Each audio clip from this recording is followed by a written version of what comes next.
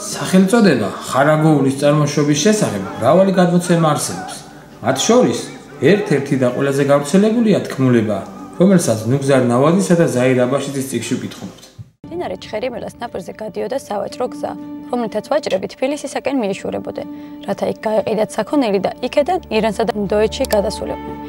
ჩხერიმელას ხეობისა და ლიხსიქით გადასასვლელად ვაჭრები საგანგებოდ ემზადებოდნენ. პირუტყვის ტვირთს ახსნიდნენ და ასვენებდნენ ამ ხეობაში, რათა შემდეგ დასვენებულნი და მოღონიერებულნი შესდგომოდნენ ქედს. უამრავი საქონლით, რუსად სანოვაგით იყო თურმე მოფენილი ჩხერიმელას სანაპირო. აქ დაბანაკებულ ქარავანს სხვა ახალი წამოეწეოდა და ტვირთი ტვირთზე ემატებოდა. ერთმა ჭაბუკმა, რომელიც პირველად მიყვებოდა სავაჭრო თავის სოვდაგარ მამას, კითხა: მამა, ვისი ამდენი ხორაგეულიო? სოვდაგარმა ახლა მიაქცია ყურადღება ამ გარემოებას და გაკვირვებით წამოიძახა: მართლაც და რამდენი ხორაგეულიაო?